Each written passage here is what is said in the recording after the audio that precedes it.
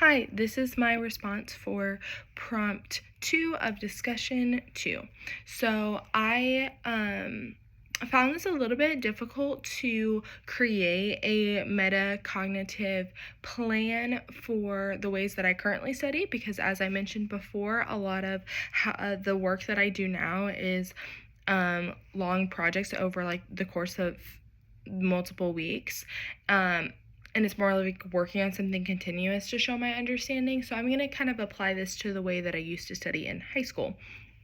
So if I was studying for like a history test or something, starting with, well, let's define metacognition first. So metacognition is thinking about your thinking, having an understanding of the way that you think and the way that you receive information, and then using that to plan and monitor and evaluate just different areas of your learning.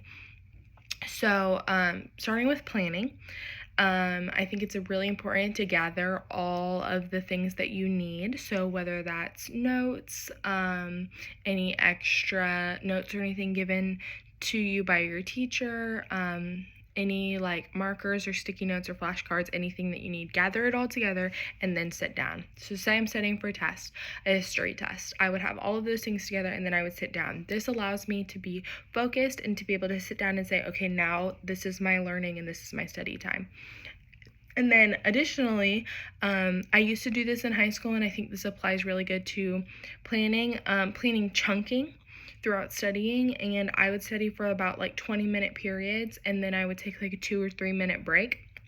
This allows me to stay focused and to know and plan, okay, I'm going to study for this 20 minutes. If I need to go do anything, if I need to make a text or whatever, I need to wait for that break, or I need to do it now before I start that timer, and that allows me to stay focused.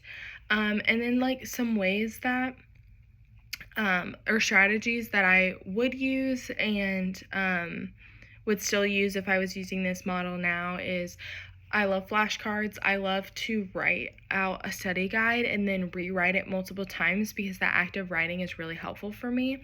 And then also like teaching my mom or my siblings whatever I'm trying to learn was always a really helpful strategy that I used.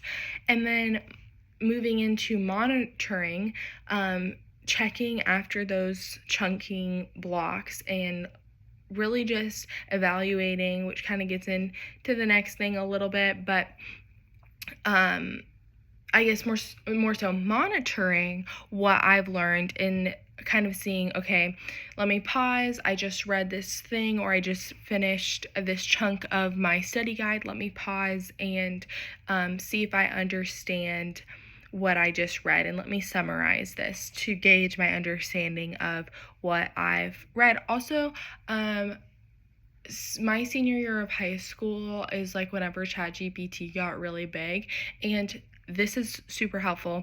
I would write a study guide, or like if I had a study guide on my computer, I would take it and I would put it into ChatGPT and be like, use a study guide to create a practice quiz, and I would take those, especially for finals. So that was a super helpful, like, because sometimes practice exams, like there's not practice exams for a specific class that you're in, and so that was a really helpful use of that.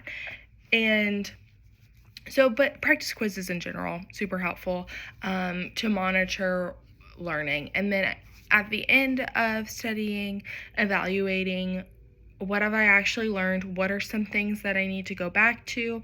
What strategies were helpful? What strategies weren't helpful? Specifically, I would do this with flashcards. I would like go through the flashcards and I would pull ones out that I just couldn't get. And then I would go through those separately, but I would also like kind of keep them at the front of the stack for the next time I would study, because I knew that I needed to go back to them in the future. So just evaluating what do I feel like I really learned today? What do I feel like I still need some help on that's still confusing? What strategies were really helpful for studying this content, and what strategies weren't very helpful? Just evaluating what worked and what didn't work.